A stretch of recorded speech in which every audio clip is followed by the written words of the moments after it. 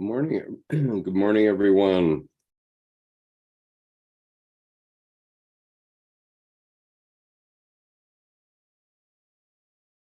I'm just going to get out some information here so that you have it.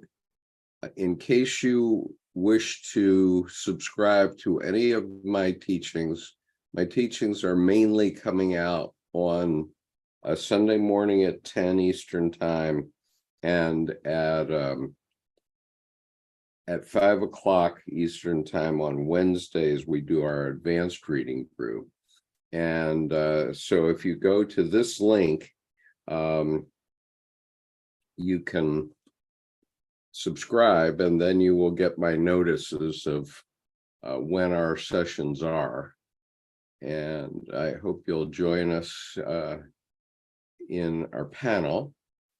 Jordan Hoggard is unable to join us today, perhaps because he has a plumbing problem at his high mountain, his high level cabin, which is up at 9,000 feet over Taos, New Mexico. And so he sent his regrets, but in any case, I will do my best to hold forth as long as my voice holds out, and perhaps some others will join us. Let's see, I just have to look on.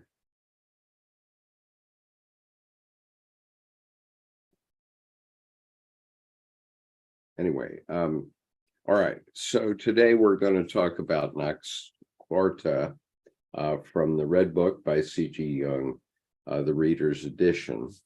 And this book, or this, let's see, I just want to see where. Okay, what this is about doubts.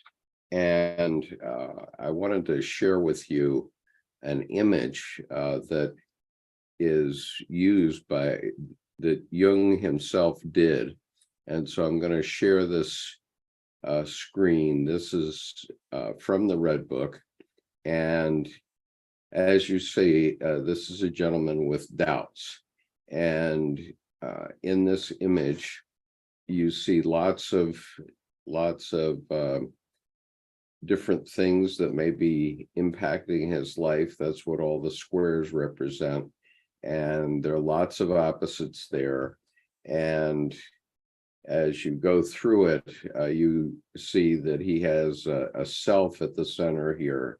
And you see that he's covered himself with first of all, big ballooning trousers. And he's unsure about his feet. So his feet are red and maybe hot.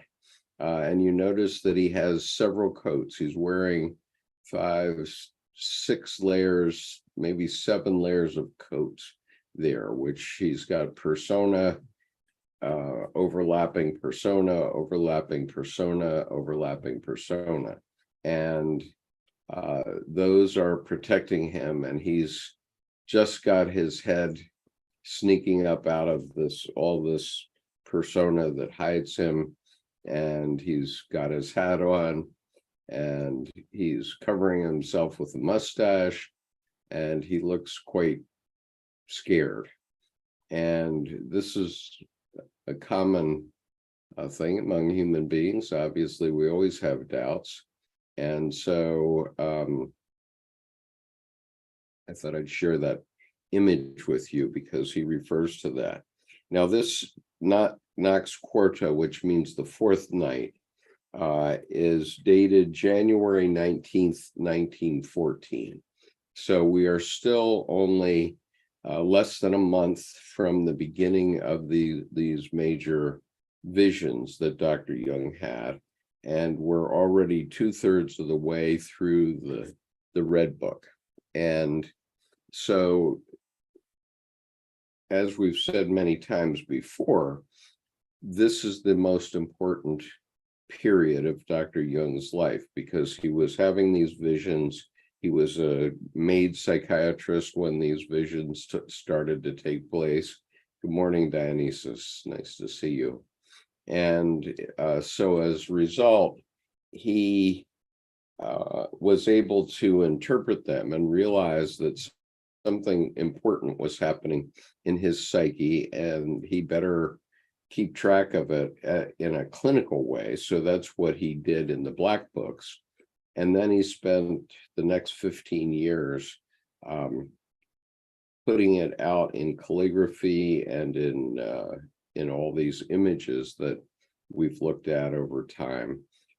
He painted all these images to represent these different things that happened in his psyche, because he realized, thanks to his 10 years of working at the Bergholzli in Zurich, that which was a mental hospital at the time.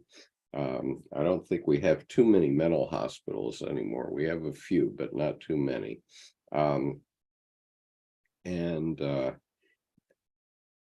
But that was a major mental hospital in Zurich at the time.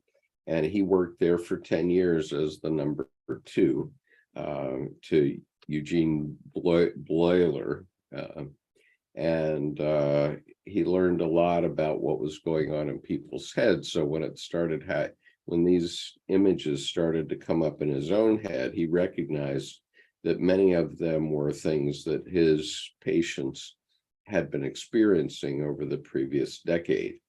And he also felt that he needed to start to write, to talk about how these images can get kicked off. I've talked about the times in my life when something like my daughter telling me I'm going to hell,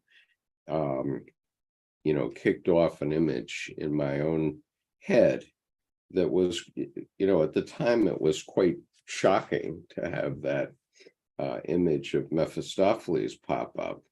But nonetheless, it did. And it's because we have anchors in our psyche, which when you hear a certain word or some certain event happens, you think of things that you hadn't thought about in years, perhaps. And I was fortunate when it happened to me that I had been studying Jung for probably 10 years at that point. And so I pretty much realized that this was something coming out of my own psyche. And as a result, I was able to interpret it. And it also gave me this aha moment, because it helped me understand how the quote unquote fathers of the church managed to keep their fold in line over 2,000 years. They simply scared them into it by, by sermons of fire and brimstone. If you ever saw the movie Elmer Gantry, for example, which has Burt Lancaster playing Elmer Gantry, it's quite a powerful movie, and I saw it probably when I was younger than 20, maybe 15 or so. And I still remember it quite clearly, because Elmer Gantry was doing exactly that. He was going around giving temp meetings around the country, and he was basically giving these fire and brimstone sermons, which no doubt generated a lot of imagery in the psyches of his patients, or not his patients, his followers. And as a result, they stayed loyal to the church, and they kept Elmer Gantry going in his lifetime. That's how he made his living, was scaring people into the church. So I don't mean to be, I'm not being facetious here. I'm saying outright that whatever religion you follow, all those religions are our mental health systems, basically. And they developed organically and in an evolutionary fashion. And so they do help people get through difficult times. And the pastors, I'm sure, do help people get through difficult times. As we know, we have many of them in a human life. We have very many hardships. We all at some point lose our parents. Sometimes we lose our siblings. I lost my brother in 1988 when he was a grown man. He was 39 years old. And so when those terrible events of life occur, you need something to hang on to support your mental health. And that's what religions have always offered, that service. And mourning, funeral services or mourning, they aren't doing anything for the dead per se, but they certainly are doing something for the living. And so, we've often had mentioned the quip that comes up, which is when you're dead, you don't know you're dead. It's only difficult for your family. And when you're stupid, it works the same way. And so, obviously periods of mourning are quite intense and painful. And, something can happen in your life that you're not expecting, but will pop something up that happened years and years ago. My example, and some of these examples I discussed in my talk called Finding the Living God, which you can find on this YouTube channel on the homepage. There's my talk from 2019 called Finding the Living God. And on that video, you will see the actual experience that I had that I'm just going to describe very briefly right now, which is I had gone into the Boston Museum of Art in about 1995, and they had a special exhibition of modern artists. So I was interested in that. And so usually or before that time, usually when I went into museums, I was not terribly moved by it. I mean, I'm not a person who goes through a museum in tears or anything like that. I go through and I look at the pictures or look at the statues and I say, and nothing ever really touches me emotionally. But on that particular day, there were two things that touched me very deeply emotionally. The first one, and which was the first thing in the exhibit, basically, was an exhibit of a simple table and chairs, a table with 6 chairs. And what was unique about this table and 6 chairs is that they were 3 times normal size. So the result was that the viewer could simply walk directly under the table. And as soon as you do that, you're instantly 3 years old. You feel that you're 3 years old again. And just like you felt when you were, experiencing that for the first time. And, and it's whoa, now that's an experience I hadn't expected, but there it was. And the second one was, actually it was in the next gallery, was Jackson Pollock's number 31 drip painting, which I walked into the gallery and I looked at it, and it's quite a large drip painting. And so it was on the wall, and I immediately began to sob. And, I'd looked at lots of postcards of Pollock in the past, and of course, they don't move you very much. You look at a postcard of a drip painting and you say, yeah, any kindergartner could do that. Probably not, but anyway, that's what we often think. And so I hadn't ever been moved by a drip painting. I had been moved by Jackson Pollock's life story, which was came out in the movie Pollock, among other places. But I hadn't been moved by his paintings that much. But on that particular day in 1995, I walked into that gallery and I just began to sob. And I couldn't control myself, and I didn't know why. And I went over to a bench that was in the gallery and I sat down to try to get myself back together. And it took me a good 10 minutes or more to reestablish my composure on that day in the museum.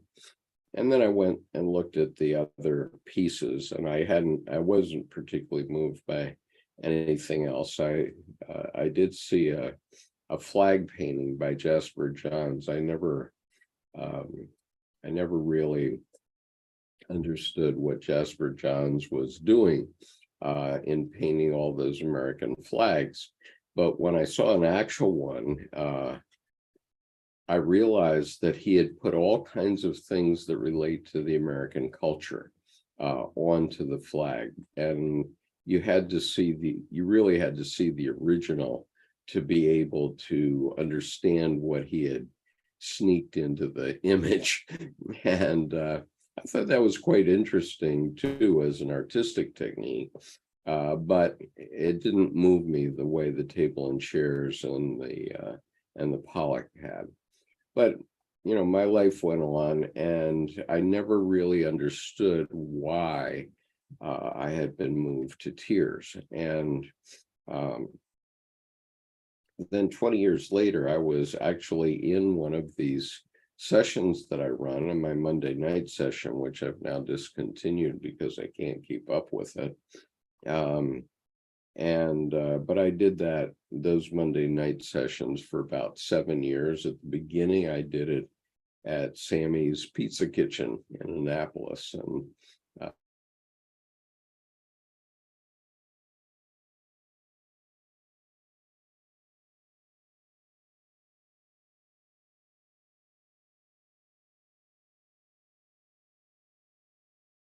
which had occurred 20 years earlier, and this was like 2016 or so that this was happening. And one of my fellow students said olive drab, and when I was describing the painting as being mainly greens and browns and whites, and not very bright or anything, and he just said olive drab, and all of a sudden, boom, this memory came back to me that my roommate from the basic school of the Marine Corps, the infantry school for young Marine officers, my roommate had been killed on April 11th, 1969. And when it happened, I was very busy studying. I was being trained in Mandarin Chinese as happened, so I hadn't gone to Vietnam yet. And so I was very busy, had a lot of things on my mind, and I just took the information in that he had been killed, but it didn't affect me that much at the time. But in this pizza restaurant, when my friend said olive drab, boom, I realized that I had not properly mourned the loss of my friend, Bob Christian. His name was Second Lieutenant Robert M. Christian, Jr. An interesting synchronicity with his name. But in any case, that's how things can happen to you. They happen to us all the time. And so this is what was happening to Dr. Jung, except during this Red Book period, which is now, as I've said, less than a month that since it began, and we're 2/3 through the Red Book approximately. All these things came in a rush to him as a made psychiatrist. And so the result is that we get the benefit of his experiences and his professional assessment of it in general. Now, I wanted to just read a couple of paragraphs in before Knox Quarto and read the footnote. Okay, so I'm on page 361. We're reading from the Red Book by C.G. Jung, the Reader's Edition. And you can get your own copy pretty inexpensively in a books. Most bookstores carry them these days. And from a place like Amazon or Barnes and Noble. So I'm at the top of 361. He who cannot bear doubt does not bear himself. Such a one is doubtful. He does not grow, and hence he does not live. Doubt is the sign of the strongest and the weakest. The strong have doubt, but doubt has the weak. Let me read that again to you. The doubt is the sign of the strongest and weakest. The strong have doubt, but doubt has the weak. Therefore, the weakest is close to the strongest, and he can say to his doubt, I have you. Then he is the strongest. But no one can say yes to his doubt unless he endures wide open chaos. Because there are so many among us who can talk about anything, pay heed to what they live. What someone says can be very much or very little. Thus examine his life. My speech is neither light nor dark, since it is the speech of someone who is growing. So the point is, you can't grow, a society can't change as long as we're in the extremes. And so we see this in our collective unconscious right now, where we've been misguided into the extremes by various politicians, not only one, but many who have tried to pull as hard as they could, either to the left or the right. And when that happens to a society or to an individual, we can't grow. And so in order to grow, we need to take both of those snakes in our hands, the red and the blue, and we have to let them merge within ourselves. This is why I wear purple very often. It's a fashion comment of mine, because purple is the combination of red and blue. And the only place that these problems are going to be solved is within us. That's the only place that can be solved. They'll never be solved in politics, because everybody in politics has an axe to grind, and they're either pulling in one direction or the other. And it's very hard to espouse a middle way when you're a politician. I mean, if you're in church, you might hear a middle way from a sermon, and that's why pastors also wear purple, and it's why it's the royal color as well, because purple was the traditional color of kings who had to be rulers over all of their people, not only the ones that agreed with them. And thank you, Kathy. I appreciate your comment about my purple shirts. I have to get some more. Unfortunately, there are not that many around, and I like to wear button-down collars, so I need to find a couple that have button-down collars. And at my school, the children are required to wear a uniform. They're required to wear either khaki pants or skirts and a blue shirt or blouse, a blue top that can have a little symbol on the left chest. And so I've decided to try to wear the same uniform that they wear in my teaching, because I'm in a school that's for rehabilitation of basically the lost boys and girls, the ones that have been thrown out of public school because of their behavior. And these are people that basically they just haven't gained enough maturity yet. And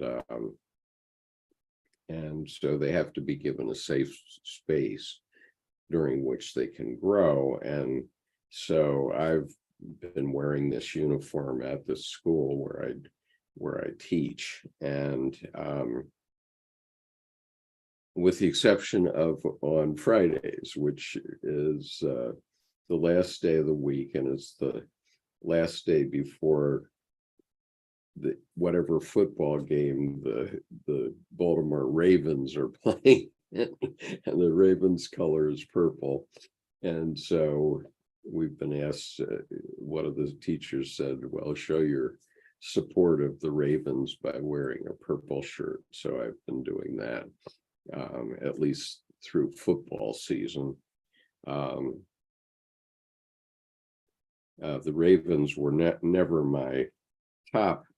I mean, the Baltimore Colts was a team that I was very impressed with, but of course, the Baltimore Colts moved to Indianapolis, and so the Cleveland Browns moved to Baltimore and changed their names to the Ravens after Edgar Allan Poe's poetry poem, The Raven.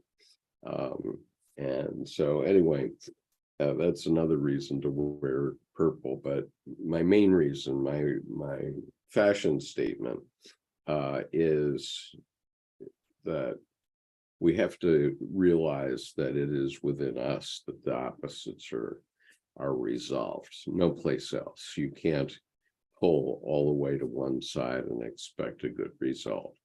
And you can look at any period of history you want, and you'll see exactly that. And so there's a footnote here. And the footnote is to this sentence. The sentence was, I have you, then he is the strongest. Let me read it a little earlier. Therefore, the weakest is close to the strongest. And if he can say to his doubt, I have you, then he is the strongest. And the footnote reads, the draft continues, hence Christ taught, blessed be ye poor, for yours is the kingdom of God, or kingdom of heaven in some Bibles. This refers to Luke 6:20. Okay, so now Knox Quarto, which falls on January 19th, 1914, keeping in mind that we started this reading at December 25th, 1913. So anyway, Knox Quarto. I hear the roaring of the morning wind, which comes over the mountains. The night is overcome. When all my life was subject to eternal confusion and stretched out between the poles of fire. My soul speaks to me in a bright voice, quote, The door should be lifted off its hinges to provide a free passage between here and there, between yes and no, between above and below, between left and right. Airy passages should be built between all opposed things. Light, smooth streets should lead from one pole to the other. Scales should be set up whose pointer sways gently. A flame should burn that cannot be blown out by the wind. A stream should flow to its deepest goal. The herds of wild animals should move to their feeding grounds along their old game paths. Life should proceed from birth to death, from death to birth, unbroken like the path of the sun. Everything should proceed on this path. And I'm going to give me a moment here. I need to deal with an issue of physiology. I'll be right back with you.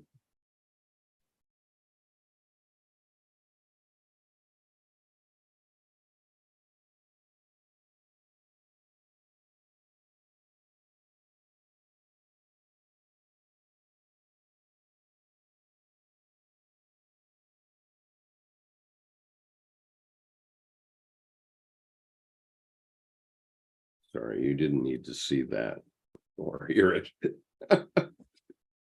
All right, moving on. Thus speaks my soul. I think it's worth reading that paragraph again. So I'm going to do it. My soul speaks to me in a bright voice. The door should be lifted off its hinges to provide a free passage between here and there, between yes and no, between above and below, between left and right. Airy passages should be built between all opposed things. Light, smooth streets should lead from one pole to the other. Scales should be set up whose pointer sways gently. A flame should burn that cannot be blown out by the wind. A stream should flow to its deepest goal. The herds of wild animals should move to their feeding grounds along their old game paths. Life should proceed from birth to death, from death to birth, unbroken like the path of the sun. Everything should proceed on this path. Okay. And Kathy asks whether is it always the tension of the opposites? And I've finally come to the conclusion, Kathy, over many years of study, that the essence of our psychic energy comes from the opposites. And there are thousands of them. We can enumerate them. He enumerated a few in that paragraph, but all of them energize us in some way. I mean, whether you're a man or a woman, you're energized sexually by the opposite, and then, you know, there are many opposites within the type of person you like to live with or spend your life with. There was an old saying in the Myers-Briggs community, talking about the Myers-Briggs type indicator, which I urge you to look up on the internet if you're not familiar with it. But in the Myers-Briggs community, there are 4 spectra that we identify for each person, and those are introverted, extroverted, sensing or intuitive, thinking or feeling or judging or perceiving. and everybody falls somewhere in those four spectra of opposites, and it sort of defines your personality, and so it's a very effective measure from my point of view. I've used it for at least 3 decades, and it's been very helpful to me over time. But one of the dicta of the Myers-Briggs community is that on those scales, to have a happy marriage, you should have 2 or 3 of the spectra the same as your spouse. Because if all 4 are different, then you're going to be always at odds with one another. And if all 4 are the same, it's boring. You have a boring life because nothing happens. But if you have 2 or 3 that are opposite, that engenders energy between the parties in the couple. And so that has worked very effectively for me and my wife.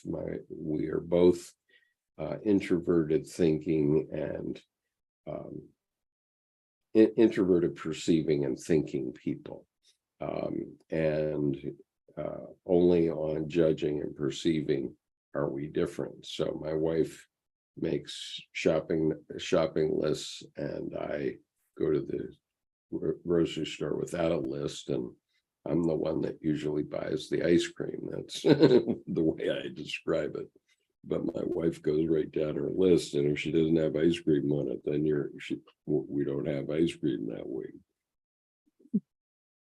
So continuing on, as we're going to get into a interesting dialogue in Jung's psyche, and the first person that shows up is a fat cook, and later on the librarian appears. And good morning, Amela, nice to see you today. The other party that shows up is the librarian, who has given him the Thomas Campus book, which we have discussed in some of the most recent weeks. And so those are the 2 characters that come up. So just so you know.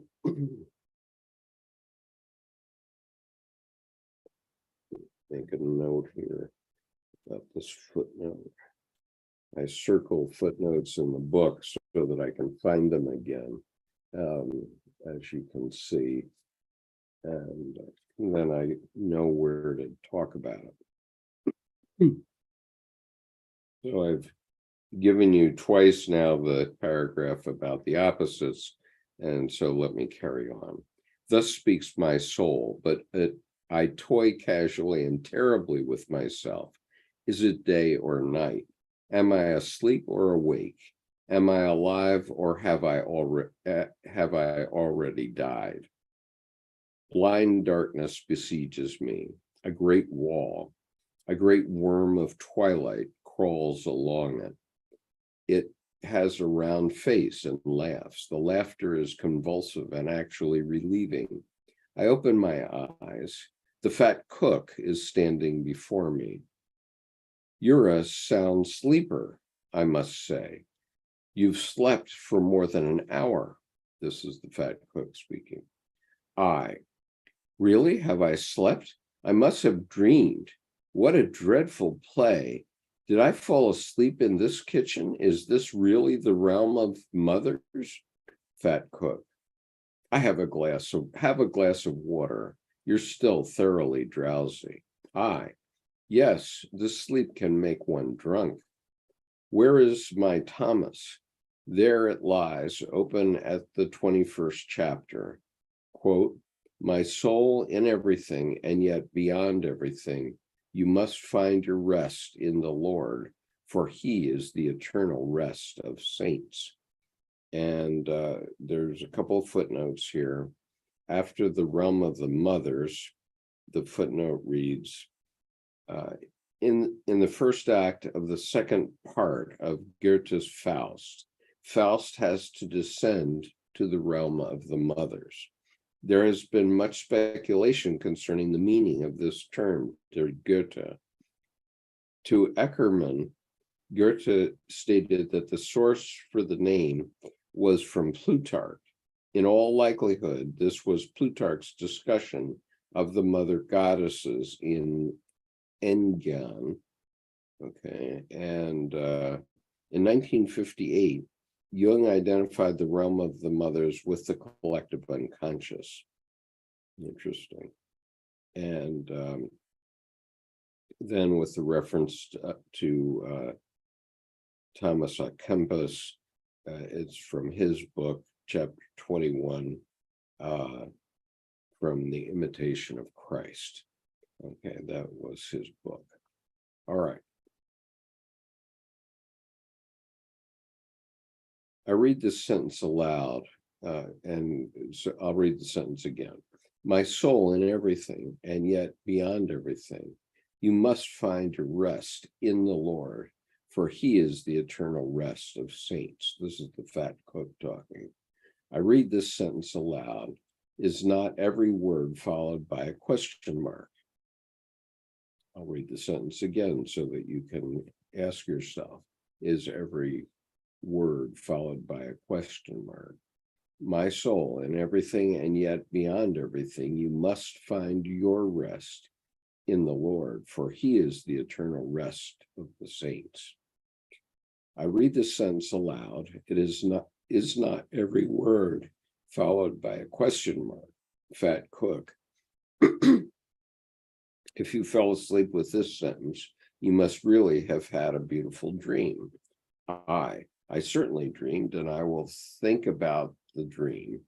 Incidentally, can you tell me whose cook you are? The fat cook. The librarian's. He loves good cooking, and I have been with him for many years. And it's at this point that the reader's edition points to image 115. I'm not sure I still have it on my desktop, but if I do, I will share it with you. Okay, yes, I do have it. So here it is. This is the image that appears right after that. And so it says the librarians, he loves good cooking, and I have been with him for many years. But obviously, this is a person in great doubt. And that's page 115 in the folio edition of the Red Book. This kind of reminds me of a hypnosis. If you look at, it reminds me of hypnosis. Yeah, and in point of fact, it probably is true that we all are hypnotized in a certain way all the time. At least so I would argue. Famous Lama from Tibetan Buddhism was once asked, well, Rinpoche, when do you meditate? And he said, I'm meditating all the time. And I find myself that I do meditate all the time, basically. I always have something that I'm cooking on, for whatever reason. And that fellow who was in all the squares there and wearing the 5 or 6 layers of coats, he's not meditating very much. He's in doubt. He's covering himself. He's covering his personas, cover upon cover, to protect himself, and he's in great doubt. I had no idea that the librarian had such a cook. Fat cook. Yes, you must know that he's a gourmet. Farewell, Madam Cook, and thank you for the accommodation. Fat cook. You are most welcome, and the pleasure was entirely mine. Now I am outside. So that was the librarian's cook. Does he really know what food is prepared inside? He has certainly never gone in there for a temple sleep. I think that I'll return the Thomas à Kempis to him. I entered the library. Now, there was a footnote here at the words temple sleep, so I'll read that footnote. Jung is referring to the Greek practices of dream incubation. And so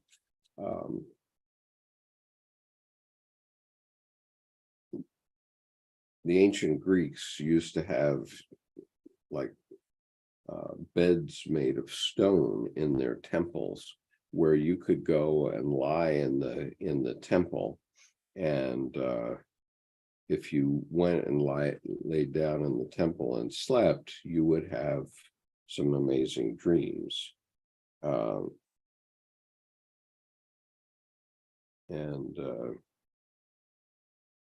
In terms of that image, which I'll show again because I want to share what Jung said about it here. And I'll get it off the screen. Here's the image again, and I'm going to read a translation of what he says at the top of the screen. Image legend. This is the golden fabric in which the shadow of God lives. Okay, so this is the shadow of God who's creating all this doubt, and who's protecting the shadow side. So anyway, that's the golden fabric in which the shadow of God lives. Okay.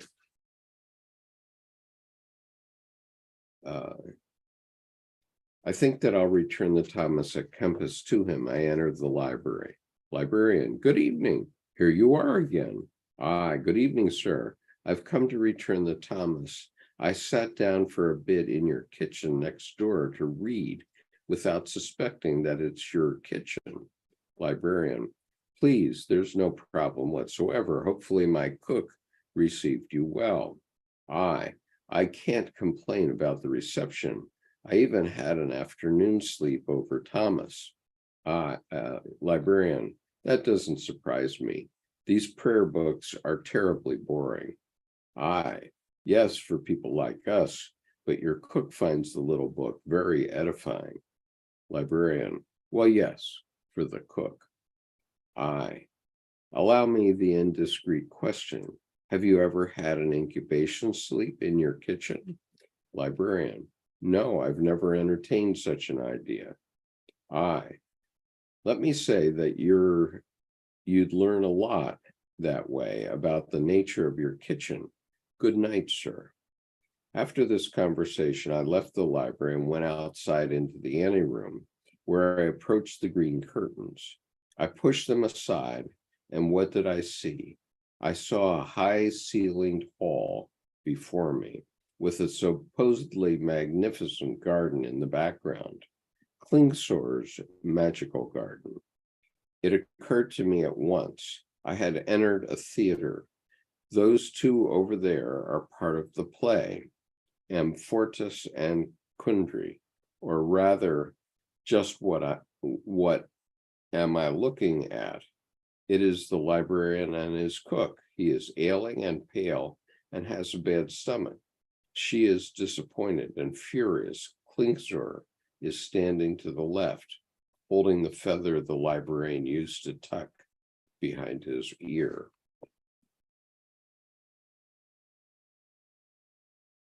How closely Klingsor resembles me. What a repulsive play. But look, Parsifal enters from the left. How strange, he also looks like me. Klingsor venomously throws the feather at Parsifal, but the latter catches it calmly. The scene changes. It appears that the audience, in this case me, joins in during the last act.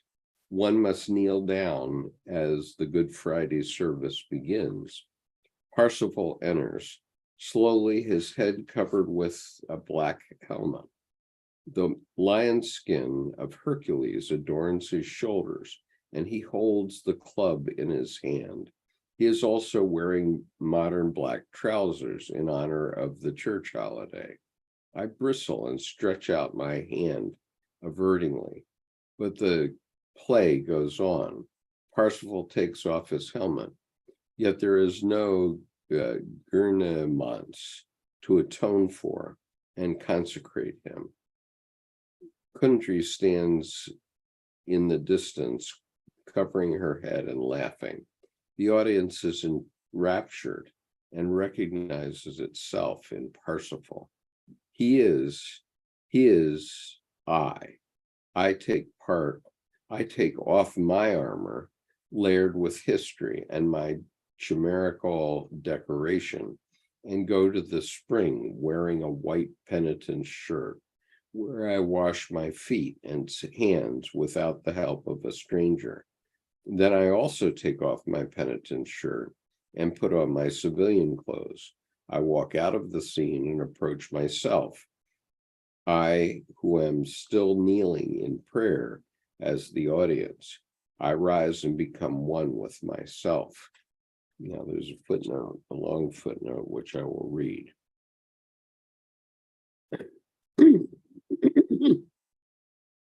In Parsifal, Wagner presented his reworking of the Grail legend.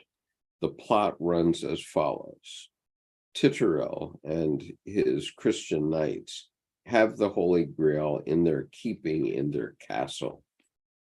I can do this without specs. Okay, so Titurel and his Christian knights have the Holy Grail in their keeping in their castle, with a sacred spear to guard it. Klingsor is a sorcerer who seeks the Grail. He has enticed the keepers of the Grail into his magic garden, where there are flower maidens and the enchantress, Kundry. Amfortas, Titurel's son, goes into the castle to destroy Klingsor, but is enchanted by Kundry and lets the sacred spear fall, and Klingsor wounds him with it. Amfortas needs the touch of the spear to heal his wound. Gurnemons, the oldest of the knights, looks after Kundry, not knowing her role in Amfortas's wounding. A voice from the Grail sanctuary prophesies that only a youth who is guileless and innocent can regain the spear. Parsifal enters, having killed a swan. Not knowing his name or the name of his father, the knights hope that he is this youth. Gurnemons takes him to Klingsor's castle. Klingsor orders Kundry to seduce Parsifal. Parsifal defeats Klingsor's knights. Kundry is transformed into a beautiful woman, and she kisses him. From this, he realizes that Kundry seduced Amfortas, and he resists her. Klingsor hurls the spear at him, and Parsifal seizes it. Klingsor's castle and garden disappear. After wandering, Parsifal finds Gurnemons, now living as a hermit. Parsifal is covered in black armor, and Gurnemons is offered that he is armed on Gurnemons is offended that he is armed on Good Friday. Parsifal lays his spear before him and removes his helmet and arms. Gurnemons recognizes him and anoints him king of the Knights of the Grail. Parsifal baptizes Kundry. They go into the castle and ask Amfortas to uncover the Grail. Amfortas asks them to slay him. Parsifal enters and touches his wound with a spear. Amfortas is transfigured, and Parsifal radiantly holds up the Grail. On May 16th, 1913, Otto Messendijk gave a presentation to the Zurich Psychoanalytical Society on the Grail Parsifal saga. In the discussion, Jung said, Wagner's exhaustive treatment of the legend of the Holy Grail and Parsifal would need to be supplemented with a synthetic view that the various figures correspond to various artistic aspirations. The incest barrier will not serve to explain that Kundry's ensnarement fails. Instead, this has to do with the activity of the psyche to elevate human aspirations ever higher.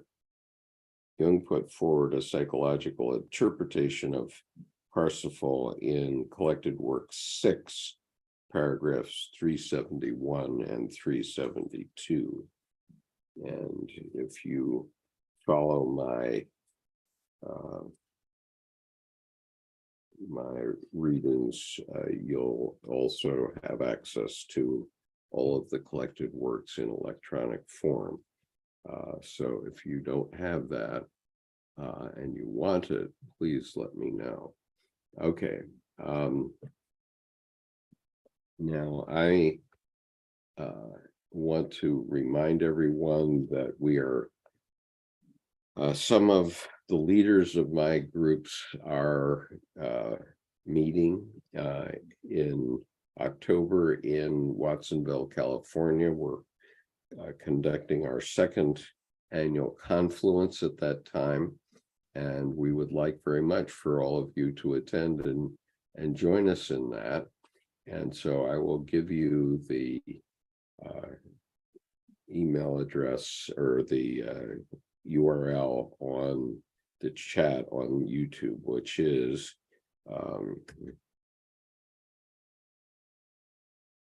confluence23.org. And so we will be conducting that event over the weekend of 12 to 15 October.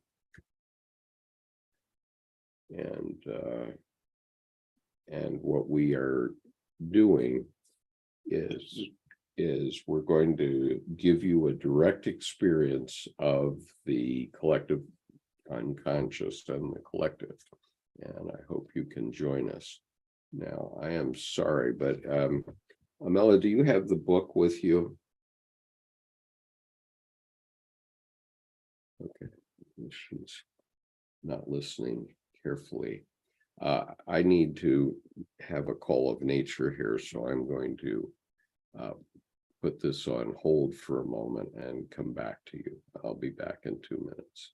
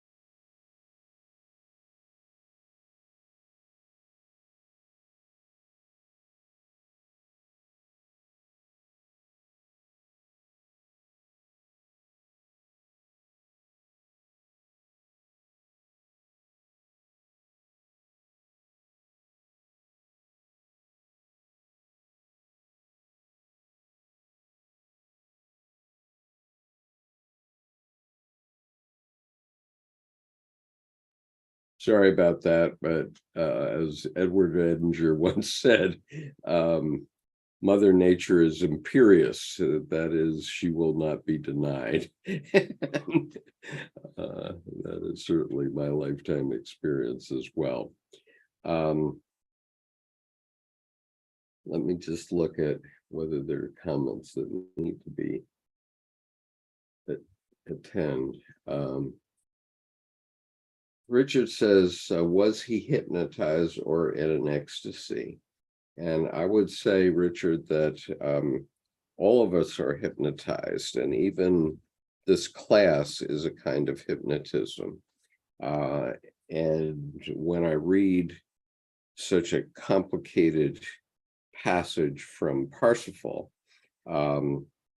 we are being hypnotized by that story, and we are actually seeing that story in our psyche and in our conscious mind at this point. But we all have that story in our deep unconscious, whether we know it or admit it at all. And so he says, or in Hades, the underworld, purgatory, to Christians, Summerland of Freemasons and occultists, the outer pleroma of the Gnostics. It's all the same place in the psyche, absolutely. Manly Hall has many good lectures on the Parsifal or Percival saga. It's spelled both ways. And enlightenment, Richard says, comes but at a terrible cost. All the realizations are so very personal, and when you do come to conclusions, there's always the doubts of, is this real or just God messing with you? I'm sorry, I can't see the word that's underneath the heart. I assume that's the word God. And that's the essence of the doubt that we're talking about here, of course. So let me carry on. Just readjust that a bit. Okay, so I'm going to carry on. This is now a second part of this same chapter on Knox Quarto. What would mockery be if it were not true mockery? What would doubt be if it were not true doubt? What would opposition be if not true opposition? He who wants to accept himself must also really accept his other. But in the yes, not every no is true, and in the no, every yes is a lie. But since I can be in the yes today and in the no tomorrow, yes and no are both true and untrue. Whereas yes and no cannot yield because they exist, our concepts of truth and error can. Okay. So whereas yes and no cannot yield because they exist, our concepts of truth and error can. In other words, they can yield. We can finally see that we are the place of resolution of the opposites, the two snakes that we're holding against one another. The red side and the blue side has to resolve in purple in us. As long as we're pulling strongly to the right or strongly to the left, the country cannot advance. And so we need to grow up as a society and recognize that the objective is not to just pull the other side over the cliff, but actually live with us in some way. And so we have to find the middle way. This is the essence of Tibetan Buddhism, for example, also. And all Buddhism is to find the middle way. And that's we find in everything. So I'm going to read on now. I presume you would like to have certainty with regard to truth and error. Certainty within one or the other is not only possible, but also necessary, although certainty in one is protection and resistance against the other. If you are in one, your certainty about the one excludes the other. But how can you then reach the other? And why can the one not be enough for us? One cannot be enough for us since the other is in us. And if we were content with one, the other would suffer great need and afflict us with its hunger. But we misunderstand this hunger and still believe that we are hungry for the one and strive for it even more adamantly. And so, as you see in this chapter, he is basically saying the solution to our current conflict in the United States, which is as long as we're bound and determined to be one way, there's not going to be any solution because the opposite side is within us and within our unconscious, and we cannot escape it. Through this, we cause the other in us to assert its demands on us even more strongly. If we are then ready to recognize the claim of the other in us, we can cross over into the other to satisfy it. But we can thus reach across, since the other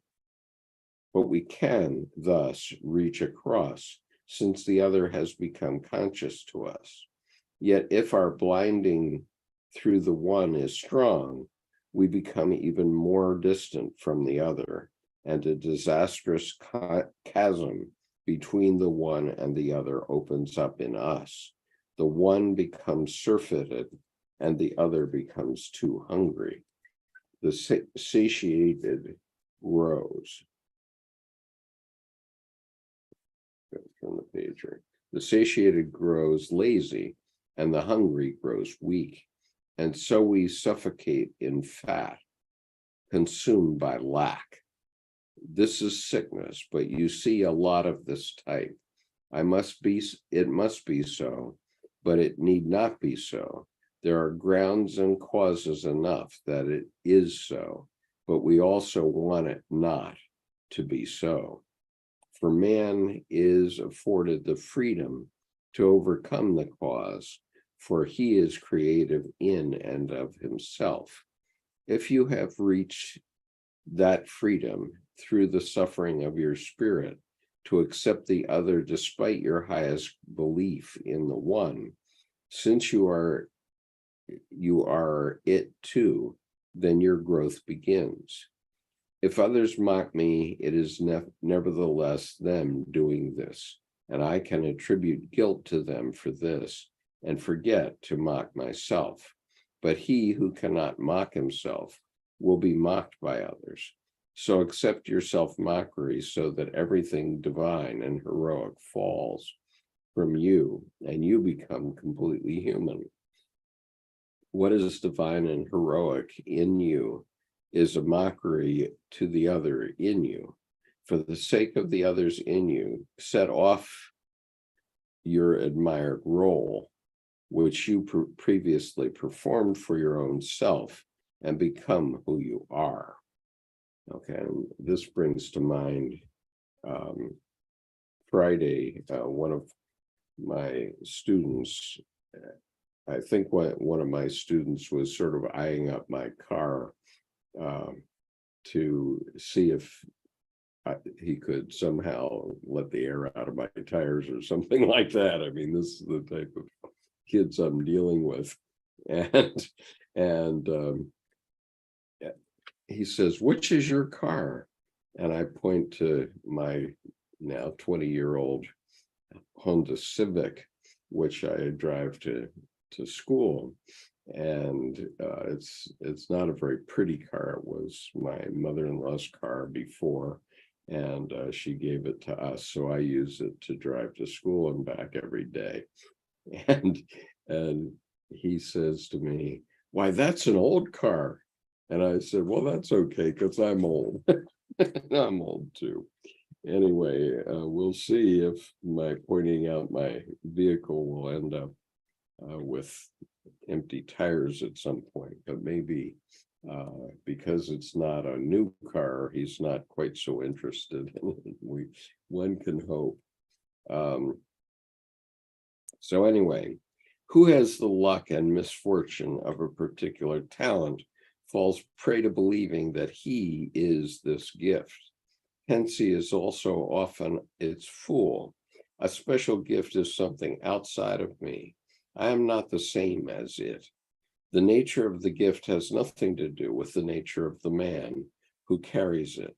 It often even lives at the expense of the bearer's character. His character is marked by the disadvantage of his gift, indeed, even through its opposite. Consequently, it is never at the height of his gift, but always beneath it. If he accepts his other, he becomes capable of bearing his gift without disadvantage. But if he only wants to live in his gift and consequently rejects his other, he oversteps the mark, since the essence of his gift is extra-human and a natural phenomenon, which he in reality is not. All the world sees his error, and he becomes the victim of its mockery. Then he says that others mock him while he is only the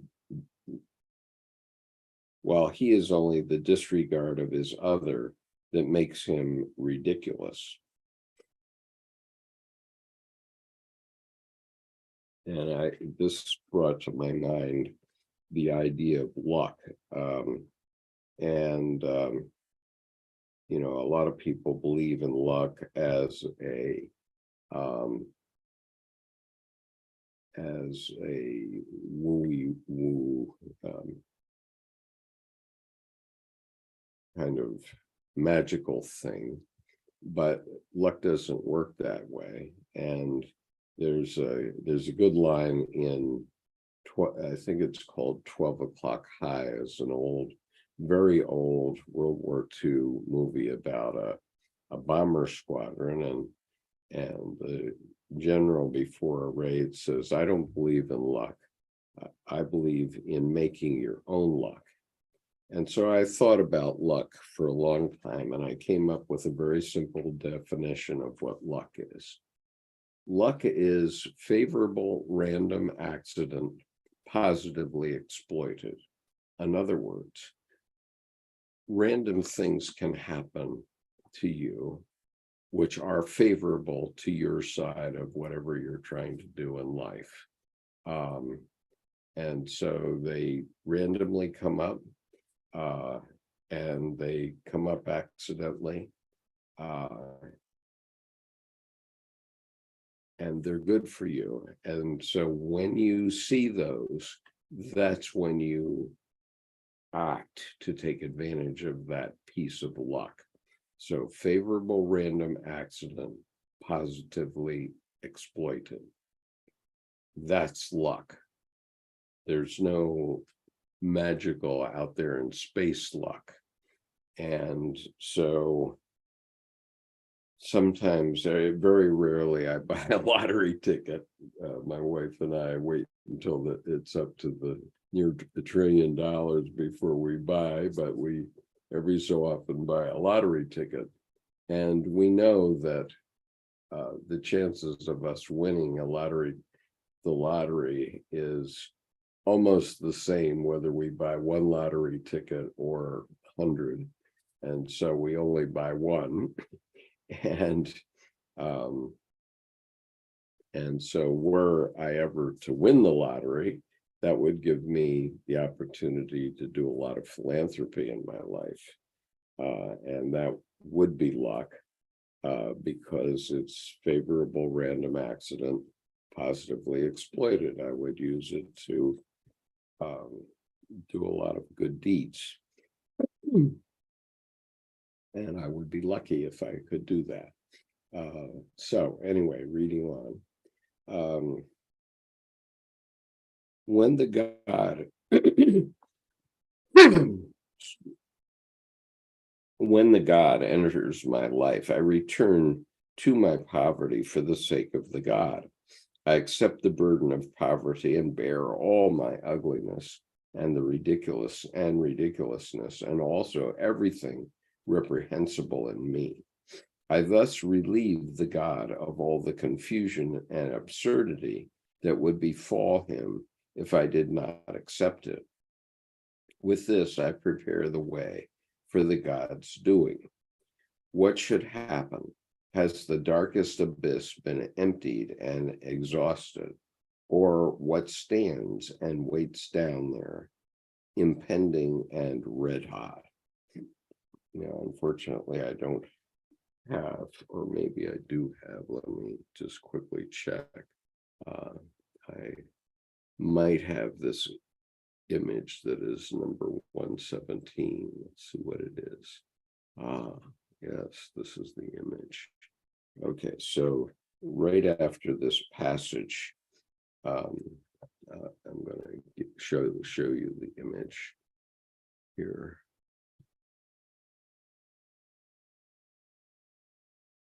It is.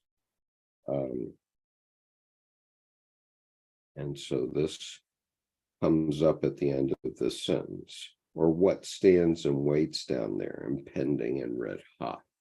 And so here is the Atma Victu, what Jung called Atma Victu, which is the ugly parts of us that wait and try to control us, whereas and Jung is showing himself in this figure with the hands out. He's saying, please keep that away from me. I don't want to be controlled by that. And here is Fanis, the divine child, who has control of the tiger. And did you want to make a comment about this, Amela? So you come up. I wonder if the legs also represent Callie's skulls in a way. Say it again. I wonder if the legs represent the skulls in a way, the skulls of Callie. Well, I don't think explicitly in this case, because in most parts of the Red Book, Dr. Jung is not referring to Indian mythology per se, but it certainly is a valid interpretation that one can have, and so this imagery appears in every mythology everywhere in the world. And so that's Jung's point too, that all these things appear to all human beings, so your interpretation is certainly valid. I can't deny it, not at all. The unconscious mind is a very, very powerful tool. It surely is. And once you accept what it is, and that it is very powerful, then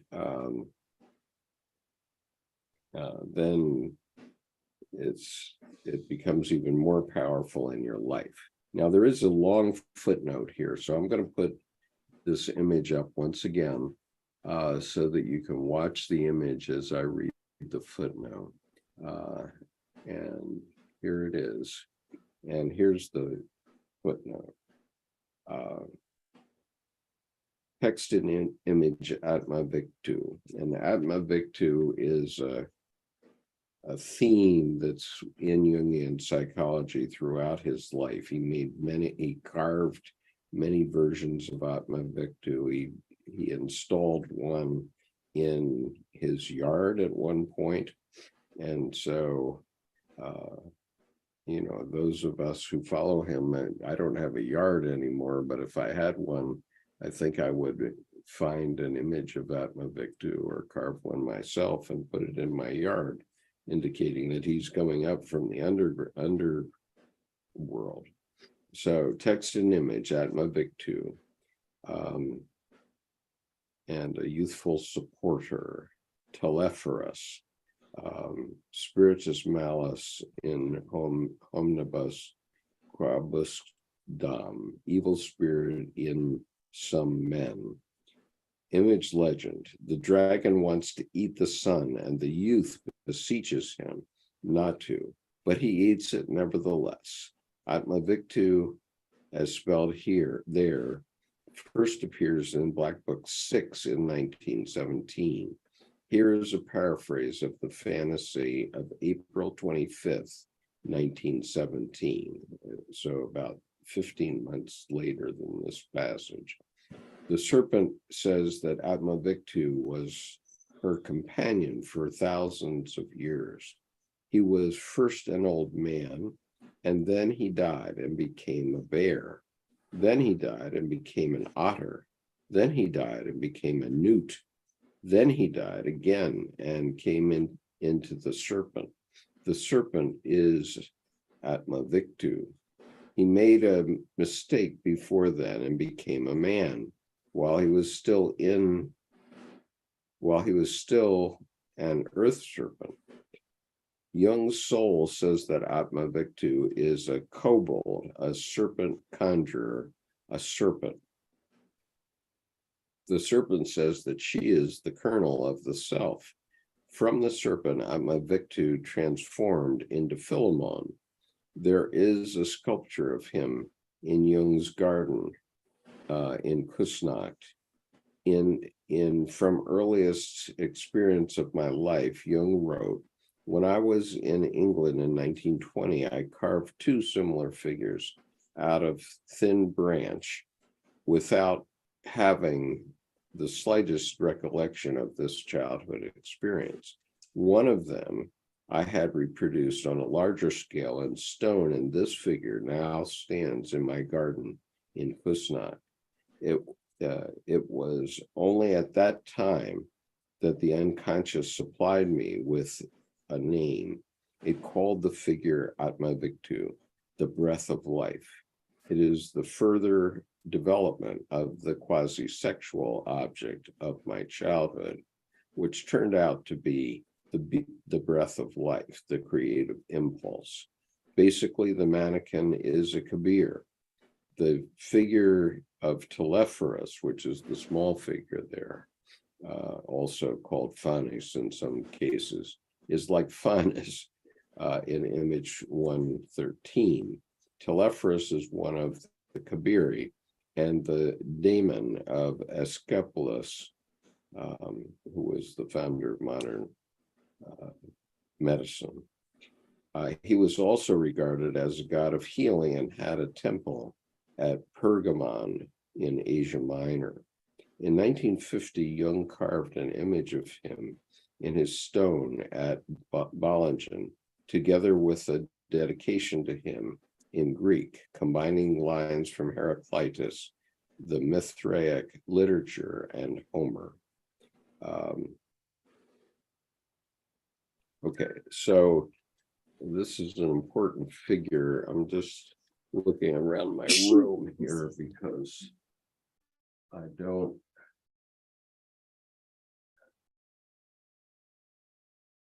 Okay, I do have the art of C.G. Jung, so let me see if I can find an image of Atma Victu as it appears in his garden. I'll be right back. There's this movie from I think probably the 1950s, like somewhere at the mid 1950s. And there's this woman who I think is supposed to depict Hera, the Greek goddess Hera. And she has this serpentine stone, and it helps her like appear and disappear like dust. There's like this big dust ball that goes poof, and she appears, and then poof, this ball, and then she disappears. And I couldn't hear what you were saying when I was away from my desk, but let me show it to you. I found it. I hope you can see it. I'm going to have to remove my background for a moment. So, get rid of my virtual background. Okay, this is my real background, but let me show you this picture.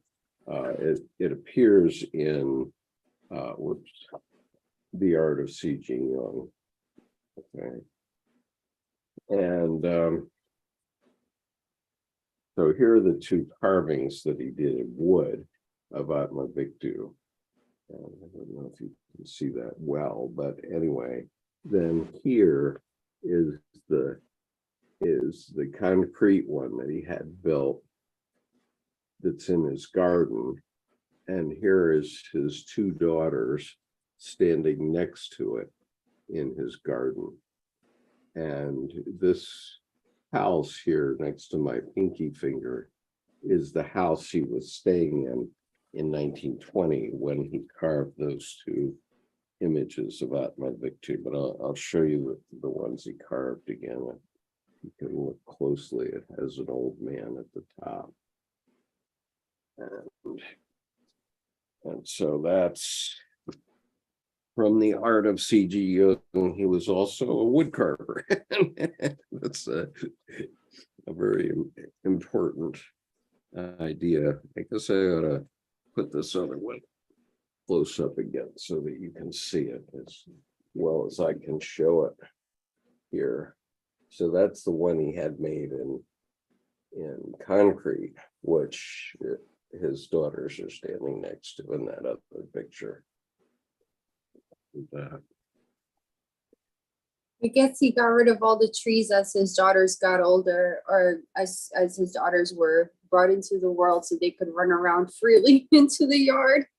Right. And here's another one. He's got it. It's showing the one that I was just showing you in the red book, but this is another image of this. I guess let's see, what is the, oh, it's made out of plaster, I guess. And then he also did a grave figure for a dog, and that's interesting too. Can you see the grave figure for the dog? That's kind of cool. So that was the spirit of the dog after it had died. But anyway, so you can see from this, and it's a point that we're planning to make at Confluence, that Dr. Jung was very much into creativity, and he honed many creative skills over his lifetime, including wood carving, including masonry. He built this house behind me. This is Bollingen, the house that Jung built with his bare hands, with the exception of the windows. The window treatments were done by a workman, and occasionally he had a workman helping him on the building of the masonry. But like Winston Churchill also, Winston Churchill was very much into masonry and building things with masonry. So I thought that was your house. oh no. This is C.G. Jung's house in Bollingen, which is 15 miles from Kuznach, and it is not open to the public, although I'm hopeful that it will be before I die, so that I can go see the paintings that he put on the walls in there, which are quite a mystery even today.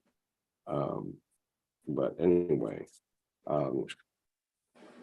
going on after what he was saying. So he says, has the darkest abyss been emptied and exhausted? or what stands and waits down there, impending and red hot? Which fire has not been put out, and which embers are still ablaze? We sacrificed innumerable victims to the dark depths, and yet it still demands more. What is this crazy desire, craving satisfaction? Whose mad cries are those? Who among the dead suffers thus? Come here and drink blood so that you can speak. And the footnote reads, in book 11 of the Odyssey, or book 2, book 2, it's Roman numeral 2. In book 2 of the Odyssey, Odysseus makes a libation of the dead to enable them to speak. Walter Burkhardt notes, the dead drink the pouring and indeed the blood.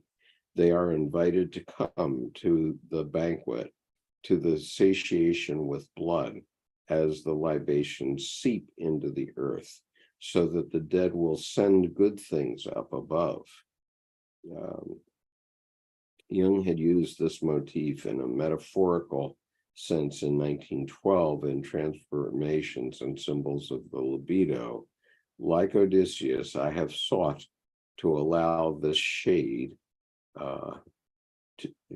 said Miss Frank Miller, to drink only as much, so as to make it speak, so it can give away some of the secrets of the underworld.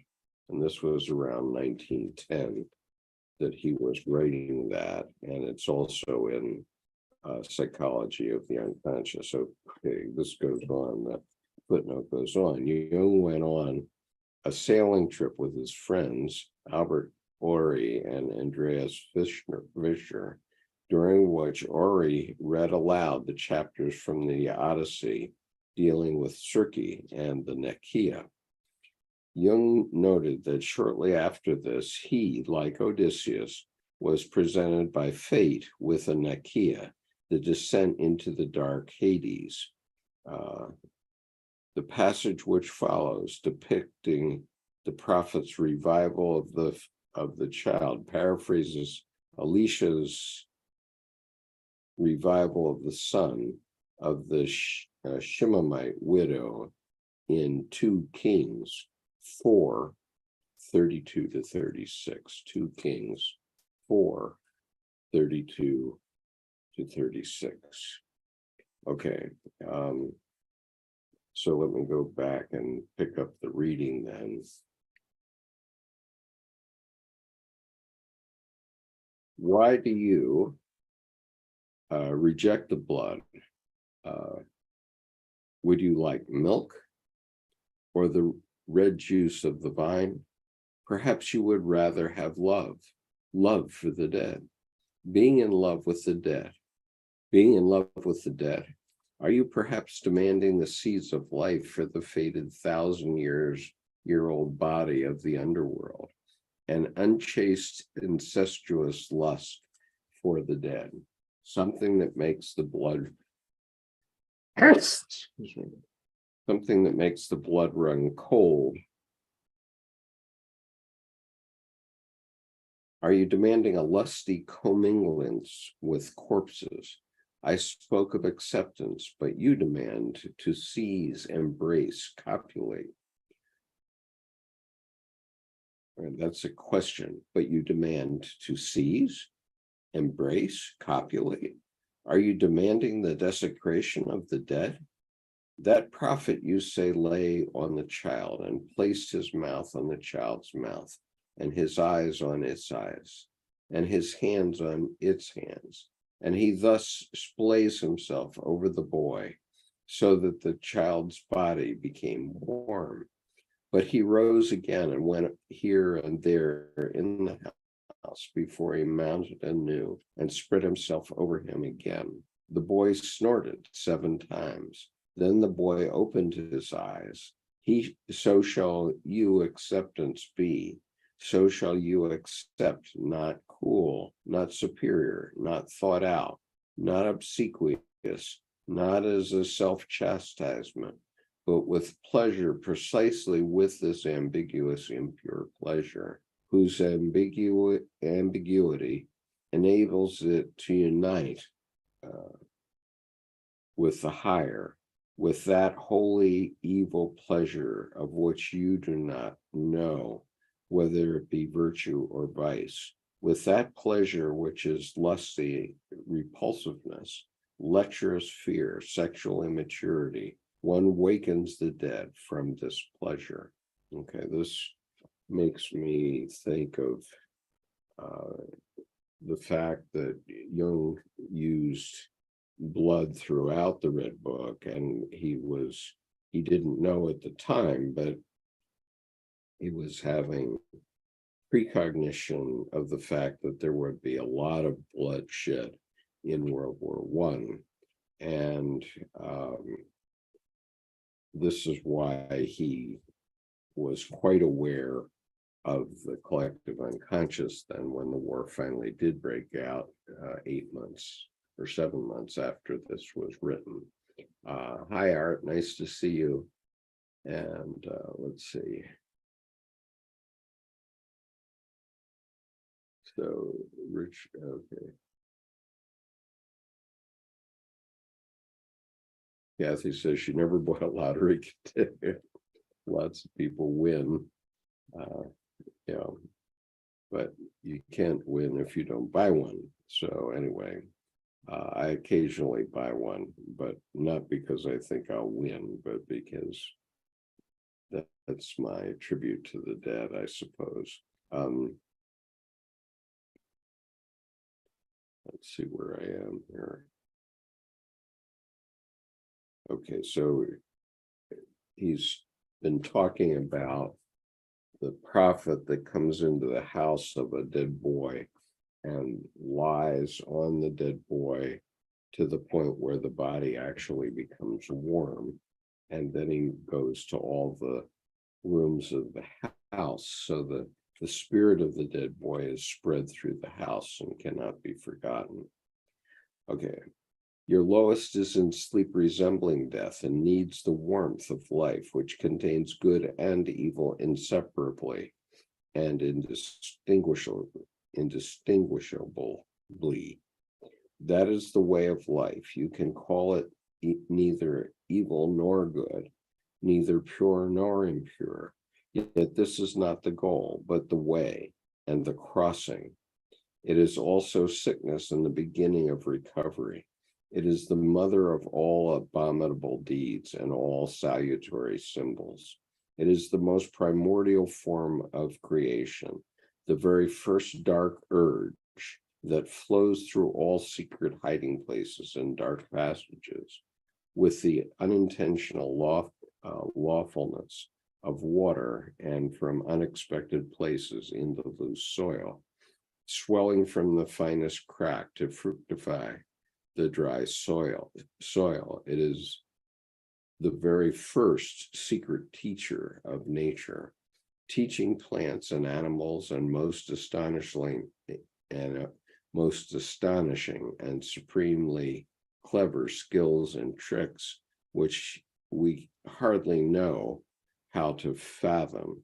It is the great sage who has the superhuman knowledge, who has the greatest of all sciences, who makes order out of confusion, and who prophesies the future clairvoyantly out of ungraspable fullness. It is the serpent-like, perishable and beneficial, the dreadfully and ridiculously demonic.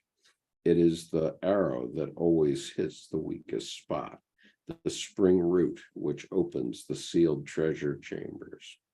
You can call it neither clever nor stupid, neither good nor evil, since its nature is inhuman throughout. It is the son of the earth and the dark one whom you should awaken. It is man and woman at the same time, an immature sex. Rich in interpretation and misinterpretation, so power and meaning, and yet so rich. So poor in meaning, and yet so rich. This is the dead that cried loudest, that stood right at the bottom and waited, that suffered worst. It desired neither blood nor milk nor wine for the sacrifice of the dead, but the willingness of our flesh. Its longing paid no heed to the torment of our spirit, which struggled and tortured itself to devise what cannot be devised, that hence tore itself apart and sacrificed itself. Nor until our spirit lay dismembered on the altar did I hear the voice of the Son of the earth, and only then did I see that he was the great suffering one who needed salvation. He is the chosen one, since he was the most rejected. It is bad to have to say this, but perhaps I hear badly, or perhaps I misunderstand what the depths say. It is miserable to say as much, and yet I must say it. The depths are silent. He has risen, and now beholds the light of the sun, and is among the living. Restlessness and discord rose up with him, doubt and the fullness of life.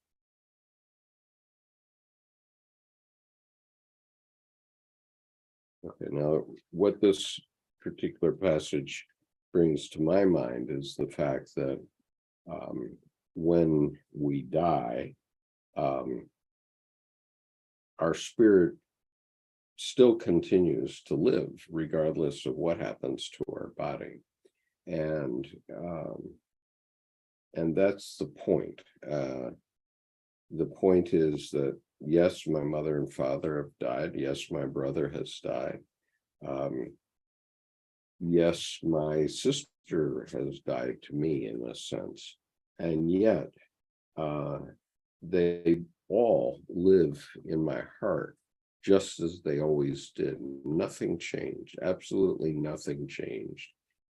Yes, it's true that I can no longer have an experience with them in this physical plane, but in terms of their spirit, it goes on unabated and unchanged. And so even though I may be speaking to you on this recording after death, this is a live broadcast right now, but as soon as we're off, it's going to be a recorded broadcast, and my spirit is in it. Amela's spirit is in it and will be in it as long as YouTube maintains the video, and as long as we maintain, as long as I maintain the recording on my computer, our spirit will be in it just as much as it is today, even many years after our deaths. And so it is a kind of immortality. So going on. Amen, it is finished. What was unreal is real. What was real is unreal. However, I may not, I do not want to, I cannot. O human wretchedness, O unwillingness in us, O doubt and despair. This is really Good Friday, upon which the Lord died and descended into hell, and completed the mysteries. And there's a footnote to that. Well, it refers to another footnote earlier. I'm going to just pass on this. This is the Good Friday when we complete the Christ in us and we descend into hell ourselves. This is the Good Friday on which we moan and cry to will the completion of Christ. For after his completion, we go to hell. Christ was so powerful that his realm covered all the world, and only hell lay outside it. Who succeeded in crossing the borders of this realm with good grounds, pure conscience, and obeying the law of love? Who among the living is Christ and journeys to hell in living flesh? Who is it that expands the realm of Christ with hell? Who is it that is full of drunkenness while sober? Who is it that descended from being one into being two? Who is it that tore apart his own heart to unite what has been separated? I am he, the nameless one, who does not know himself and whose name is concealed even from himself. I have no name, since I have not existed, but have only just become. To myself, I am an Anabaptist and a stranger. I, who I am not it, but I, who will be I, before me and after me, am it. In that I abased myself, I elevated myself as another. In that I accepted myself, I divided myself into two. And in that I united myself with myself, I became the smaller part of myself. I am this in my consciousness. However, I am thus in my consciousness as if I were also separated from it. I am not in my second and greater state, as if I were this second and greater one myself, but I am also an ordinary consciousness, yet so separate and distinct from it, as if I were in my second and greater state. But without the consciousness of really being it, I have even become smaller and poorer, for precisely because of my smallness, I can be conscious of the nearness of the great. And I don't think I have this image. Let me double check. I might have, I guess not. I do not see it here, so I guess I don't have it on my computer. But there is a footnote to image number 119 in the folio edition. And it says, the accursed dragon has eaten the sun, its belly being cut open, and he must not hand over the gold of the sun together with his blood. This is the turning back of Atma Victu, of the old one. He who destroyed the proliferating green covering is the youth who helped me to kill Siegfried. Okay, so that's references to some much earlier stuff, which I'm not going to get into. Okay, then there's an entire paragraph in italics. Let me see. Oh my. And then there are 2 pages long footnotes. Let me just see where we are here.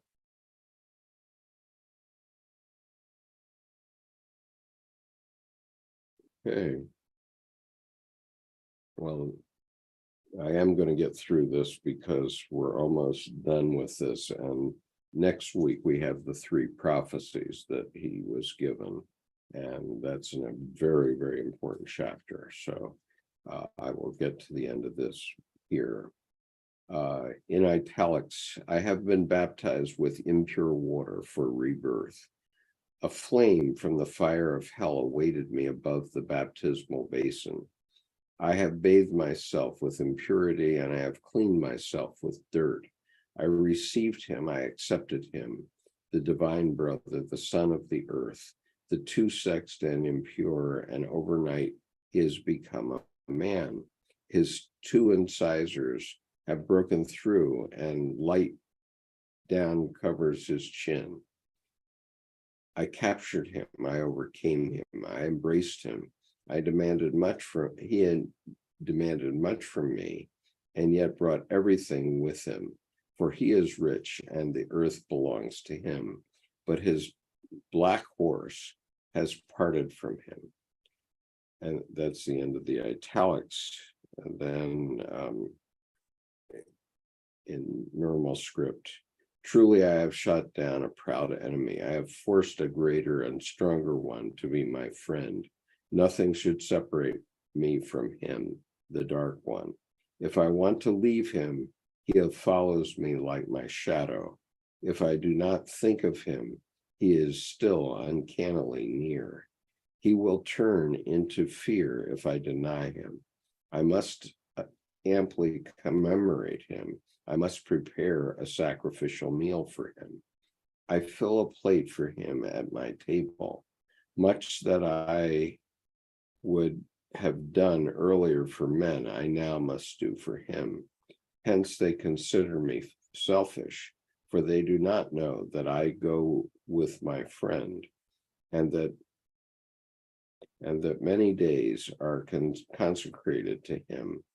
But unrest has moved in a quiet underground earthquake, a distant great roaring. Ways have been opened to the primordial and to the future. Miracles and terrible mysteries are close at hand. I feel the things that were and that will be. Behind the ordinary, eternal abyss yawns. Behind the ordinary, the eternal abyss yawns. The earth gave me what it hid. And then there's huge footnotes to two images. And I will read this 2-page footnote because I think it's important. And I apologize, this is not in Jung's text, but rather in Sona Shamdasani's text. But here's what he says. And just as a tickle for next week, the next chapter is entitled The Three Prophecies. And these prophecies are very important. They are given to Dr. Jung by his soul. And I urge you to be here next week for those three prophecies. But in any case, I'm now reading a footnote at the end of Knox Quarto. The draft continues. I put many people, books, and thoughts aside for his sake, but even more, I withdrew from the current world and did the plain and simple, and what suggested it most immediately, to serve his secret purpose. By serving him, the dark one, I encounter another on the path of mercy. If intentions and wishes torment me, I think, feel, and do what lies closest. Thus, what is most remote reaches me. Following page, these are more footnotes. I'm up to footnote number 228 in case you're following in the folio edition. Footnote 228. In 1944, in Psychology and Alchemy, Jung referred to an alchemical representation of a circle quadrated by 4 rivers in the context of a discussion of mandala symbolism. Jung commented on the 4 rivers of paradise on a number of occasions. For instance, in Ion Collected Works 2, 9, 311, okay, paragraphs 2, 9, 311, 353, 358, and 372. That's in Ion. Footnote 229, inscription, Roman numeral 11, 1919.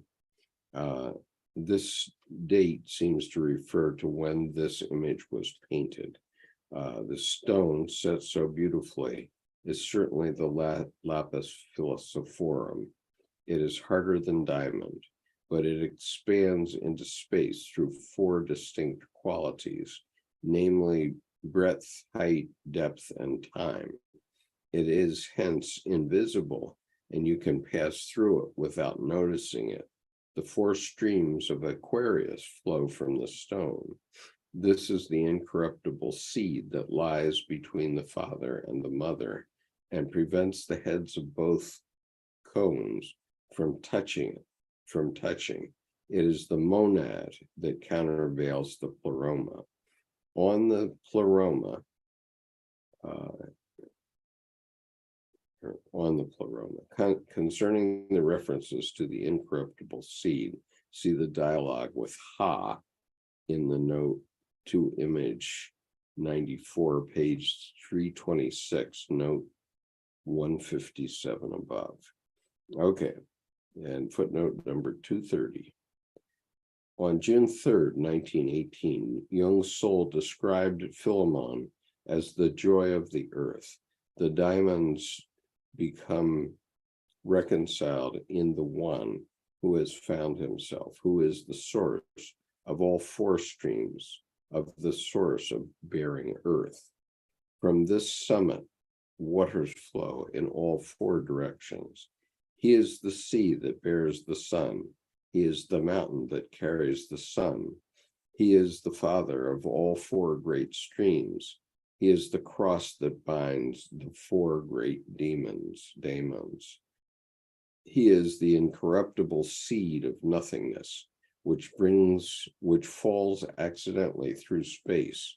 This seed is the beginning, younger than all other beginnings, older than all beginnings. Some of the motifs in this statement may have some connections with this image.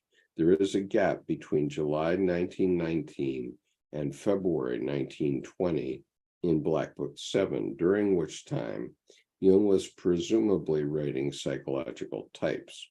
On February 23rd, he made the following entry. What lies between appears in the Book of Dreams, but evermore in the images of the Red Book. In dreams, Jung noted around 8 dreams during this period, and a vision at night in August 1919 of 2 angels, a dark transparent mass, and a young woman. This suggests that the symbolic process continues in the paintings in the calligraphic volume, which do not appear to have direct cross-references to either the text in Liber Novus, the Red Book, or the Black Books. In 1935, Jung put forward a psychological interpretation of the symbolism of medieval alchemy, viewing this philosopher's stone, the goal of the alchemical opus, as a symbol of the self. Okay, and then there's footnote number 231. This is a long one. The inscription reads December 4th, 1919. This date seems to refer to when the image was painted. Okay, and he's talking about images 121 and 122 in the folio edition here. I do not have them handy, I'm sorry. This is the black side of the gem. He who is in the stone has this shadow. This is Atma Victu, the old one, after he is withdrawn from the creation. He has returned to endless history, where he took his beginning. Once more he became stony residue, having completed his creation. In the form of Izdubar, he has outgrown and delivered Philemon and Ka from him.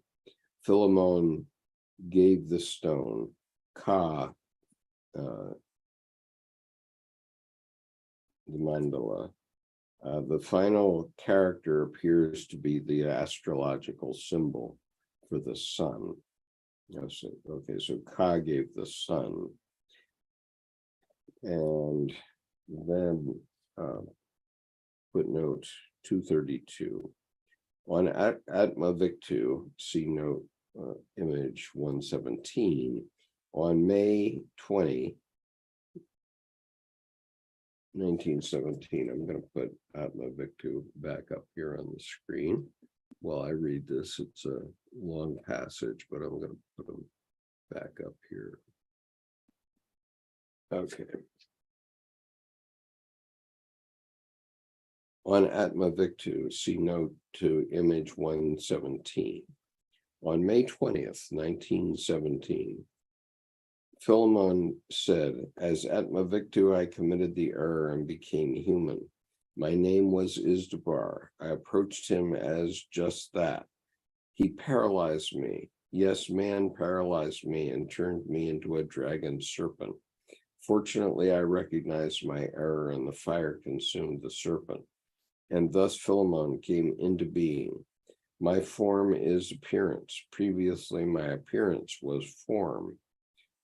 In Memories, Dreams, Reflections, Jung said, later Philemon became relativized by yet another figure, whom I called Ka.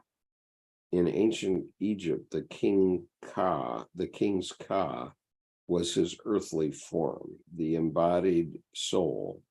In my fantasy, the Ka soul came from below, out of the earth, as out of a deep shaft.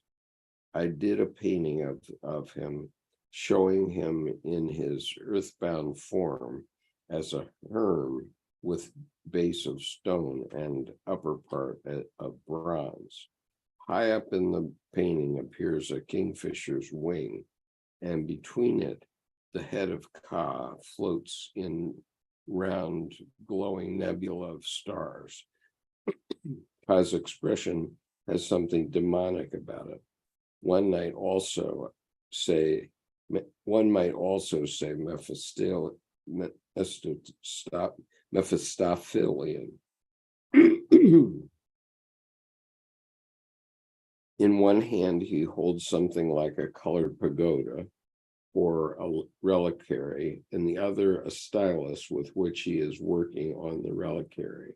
He is saying, I am he who buries the gods in gold and gems.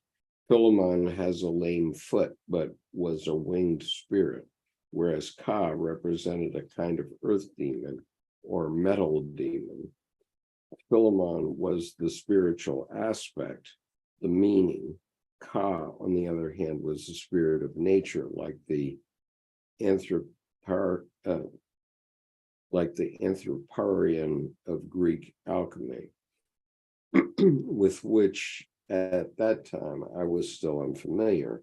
Ka was he who made everything real, but who also obscured the kingfisher spirit, meaning, or replaced it by beauty, the eternal reflection.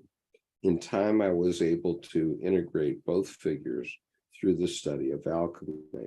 Wallace Budge notes that, quote, the Ka was an abstract individuality of personality, which possessed the form and attributes of the man to whom it belonged.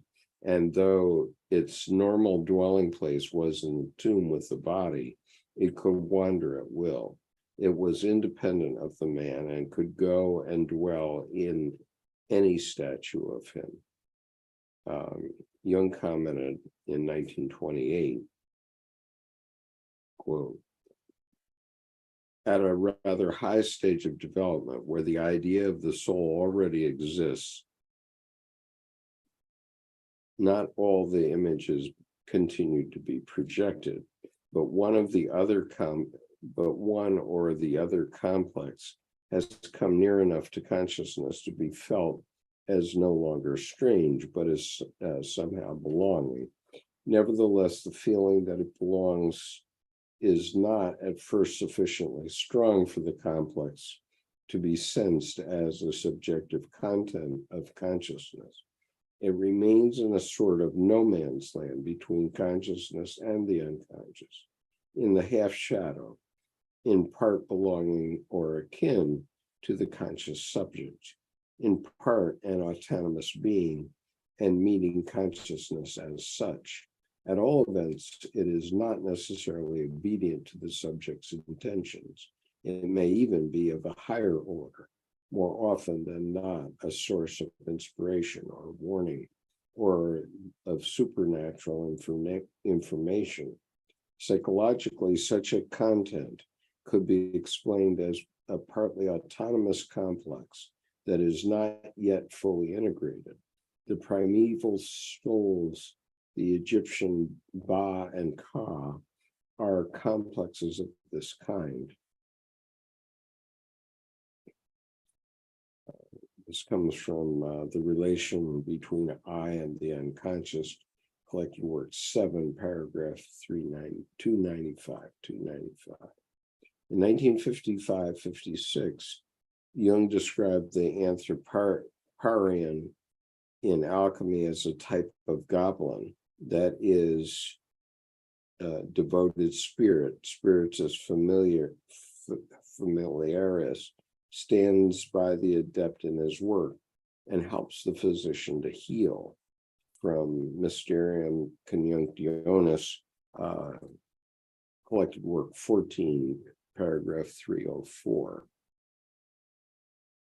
The anthroparian was seen to represent the alchemical metals and appeared in the visions of Zosimos. The painting of Ka that Jung refers to has not come to light. Ka appeared to Jung as a fantasy on October 22nd, 1917, where he introduced himself as the other side of Ha, his soul. It was Ka who had given Ha the runes and the lower wisdom. His eyes are of pure gold and his body is black iron. He tells Jung and his soul that they need his secret, which is the essence of all magic.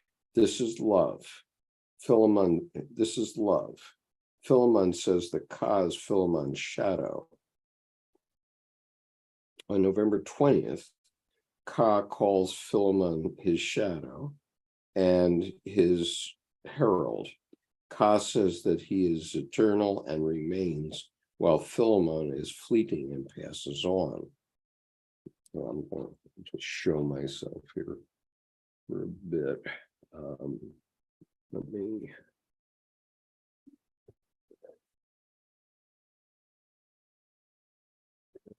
stop the share. Okay.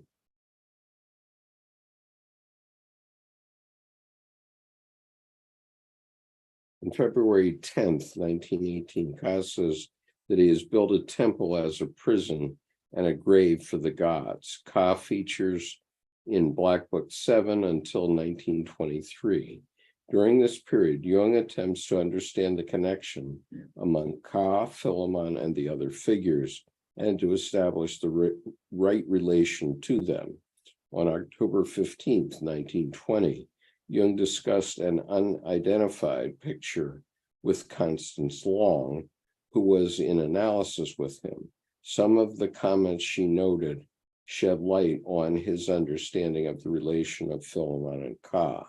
The two figures on either side are personifications of the dominants, fathers.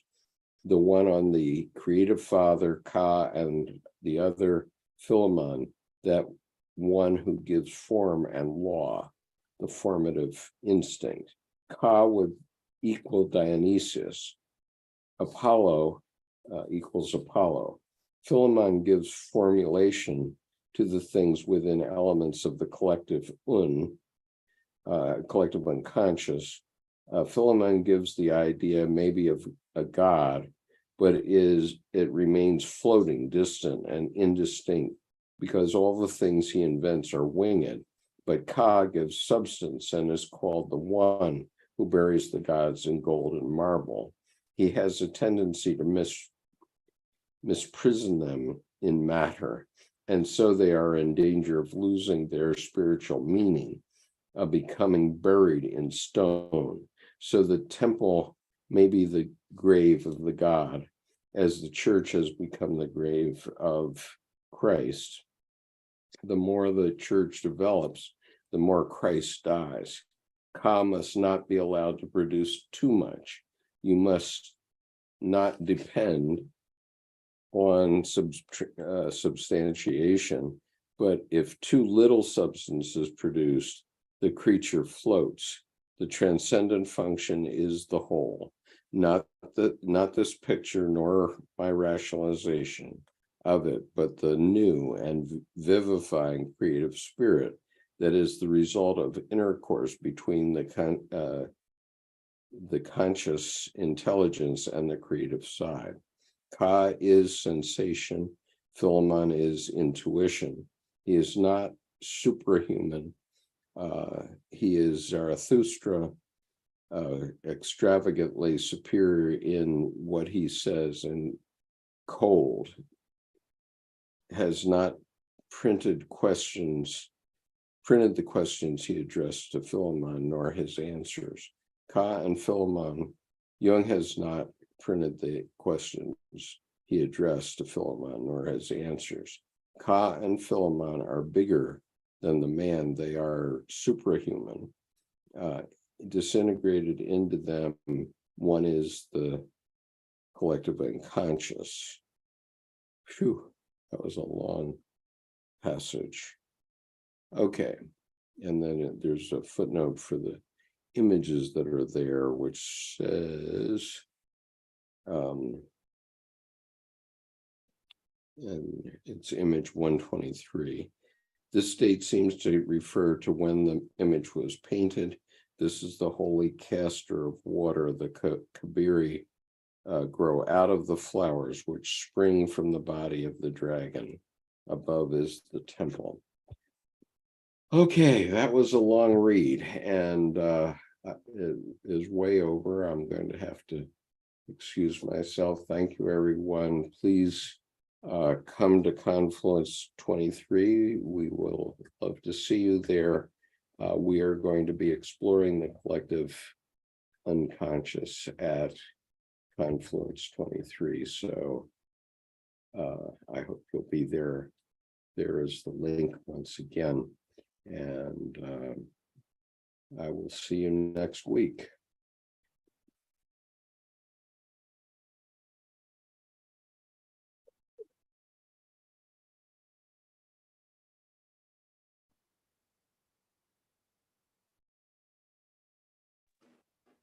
Thank you.